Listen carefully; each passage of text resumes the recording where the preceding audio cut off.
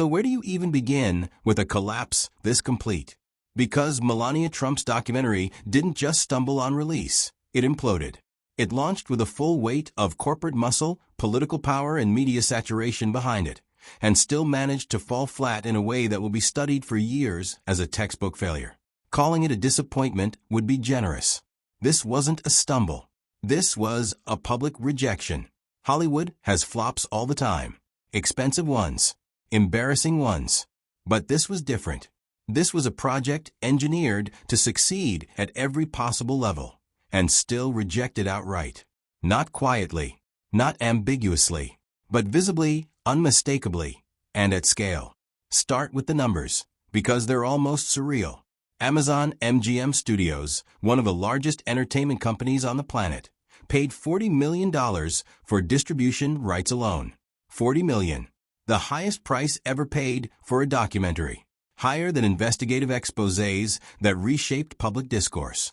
Higher than environmental films that altered policy debates.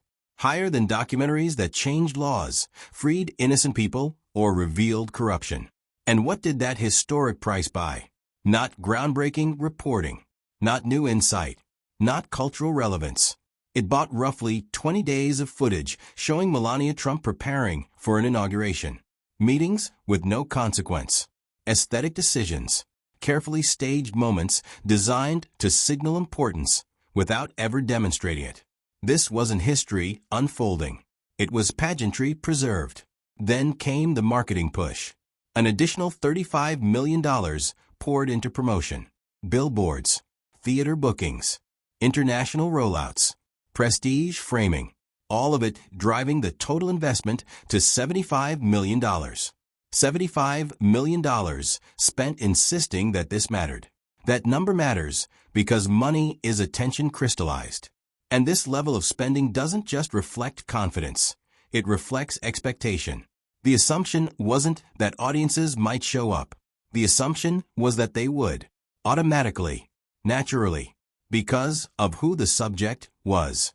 But expectation collided with reality. Despite opening in 2,000 theaters domestically and 5,000 worldwide, despite relentless promotion, despite direct amplification from Donald Trump himself on Truth Social, the response was silence. Opening weekend projections hovered between $1 and $5 million, with most estimates clustering around $3 million.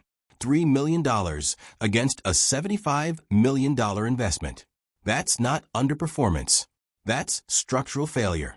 That's the kind of result that ends careers, unless, of course, you operate in an ecosystem where accountability is optional. And the evidence was impossible to ignore. Screenshots began circulating from theater booking apps, showing entire screenings with 0 tickets sold. Not a few empty seats. Not light attendance. Entire rooms sitting untouched. Showtime after showtime. What made it more striking was where this was happening. Not just in major coastal cities, but in Florida, Texas. Deep red states where loyal audiences should have existed if they existed anywhere. And yet there was nothing. No lines. No buzz. No curiosity. Just empty theaters and quiet cancellations. That silence wasn't accidental. It was a verdict. This wasn't confusion or lack of awareness. People knew exactly what this was. They simply didn't care.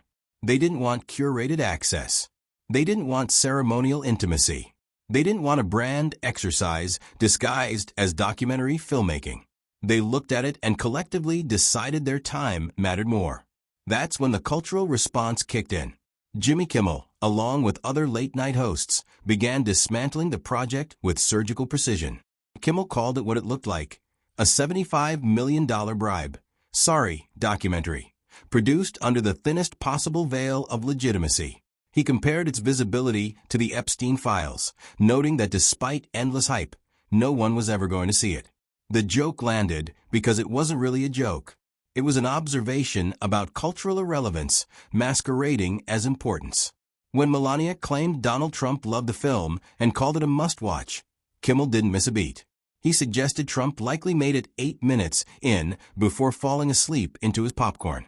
And the audience laughed because the image felt plausible. This is a man known for rejecting briefings longer than a page, suddenly portrayed as sitting through nearly 2 hours of slow, ceremonial footage. Then came the moment that crystallized the delusion at the heart of the project. Melania reportedly compared her documentary to Michael Jackson and the Rolling Stones, two of the most influential artists in modern history. Kimmel's response cut straight through the fantasy. He quoted Jackson's own lyrics, pointing out that when something is bad, you know it's bad. It was funny, but it was also revealing. And then there was the detail that spoke louder than any review. 2/3 of the New York film crew asked to have their names removed from the credits. Not critics, not activists. The people who worked on it. People who were paid and still chose distance over association. Kimmel noted that even the infamous Cats movie, a project that became a cultural punchline for its CGI nightmare, retained its credits. When professionals would rather be associated with cats than with your documentary, something has gone profoundly wrong. But the jokes only skimmed the surface. The real issue isn't embarrassment. It's waste. This wasn't just a failed film. It was a squandered opportunity on a scale most people will never have access to. Melania Trump had visibility, resources, and reach that advocates and organizers spend lifetimes trying to build. She could have used this moment to spotlight meaningful causes, to fund real initiatives, to direct attention toward issues that desperately need it. Instead, she chose herself. She reportedly walks away with $28 million personally, regardless of the film's performance. $28 million that could have funded nationwide anti-bullying programs, women's shelters, foster care resources, literacy initiatives, measurable change. What the public got instead was an extended commercial, carefully curated, publicly amplified, and institutionally endorsed. Because this documentary wasn't just released, it was embedded. White House screenings, premieres in 20 cities, presidential promotion. Donald Trump used the visibility and authority of the office to market his wife's for-profit product. The presidency isn't supposed to function as a promotional arm for private enrichment. And yet that's exactly how it was used. Power, access, and public trust leveraged for a product that still failed to connect. There was even a private screening at the White House itself, attended by foreign dignitaries, corporate executives, and celebrities. The People's House repurposed as a marketing venue. That's where ethics stopped being abstract. And the public recognized it immediately. This wasn't an organized boycott. There was no central campaign, no instructions, no rallying cry. It was organic, instinctive. Americans from across the political spectrum independently reaching the same conclusion. Enough. Enough with the grifting. Enough with the branding. Enough with being told to care about things that don't improve their lives in any way. Enough with watching people at the top extract value, while everyone else absorbs the cost. People are tired. Not confused. Not misinformed. Tired. They're tired of narcissism being framed as leadership. Tired of wealth being mistaken for relevance. Tired of being asked to invest emotional energy in projects that exist solely to enrich people who already have more than they could ever need. Regular Americans are dealing with rent that keeps rising, health care that remains unaffordable, student debt that never shrinks, and wages that lag behind reality. Against that backdrop, a multimillionaire profiting off a documentary about herself doesn't feel aspirational. It feels insulting. When families are choosing between groceries and utilities, when people live one emergency away from collapse, and the response from the top is red carpet premieres and self-congratulation, the disconnect becomes impossible to ignore. This documentary also exposes a fundamental misunderstanding of leadership. People don't want ceremonial intimacy. They don't want access to decor decisions or scripted meetings. They want outcomes. They want progress. They want leaders focused on solving problems, not documenting themselves. Melania Trump had the platform to do that. She chose not to. Even stripping away politics entirely, the content itself raises an unavoidable question. Who was this for? Even among loyal supporters, what is compelling about watching weeks of inauguration preparation? What insight does it provide? What value does it add? It isn't investigative. It isn't educational. And by most accounts, it isn't entertaining. It's simply footage of privilege in motion. And remember, this is exactly the version Melania wanted told. She had editorial control. She was an executive producer. Unlimited resources. Full backing. Maximum promotion. And still, people didn't show up. At some point, the conclusion becomes unavoidable. The problem wasn't timing, or marketing, or competition. The problem was that nobody wanted what was being sold. The controversy deepens further when you consider the director choice. Brett Ratner, who faced multiple sexual assault allegations in 2017, was selected to helm the project. That wasn't incidental. It was a decision, and it raises serious questions about judgment and values. Online, the reaction followed. Review bombing on platforms like Letterboxd wasn't random cruelty. It was protest. A way for people to register rejection using the tools available to them. What makes all of this more frustrating is how unnecessary it was. Melania and Donald Trump could be listening. They could be addressing real concerns. They could be engaging with reality. Instead, they're hosting premieres. Infrastructure is crumbling.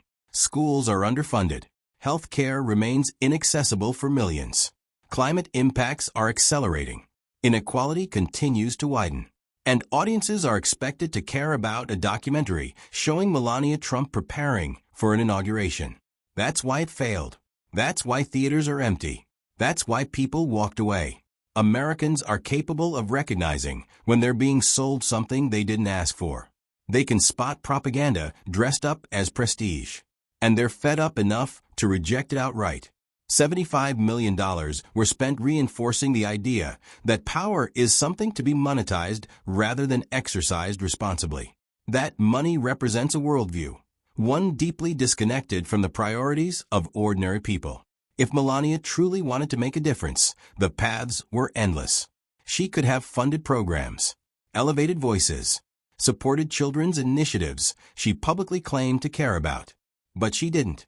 She made a movie about herself. And the public responded by staying home. They voted with their attention, their time, their money, and the verdict was unmistakable. And that verdict matters more than any headline or late-night punchline, because attention is the real currency now.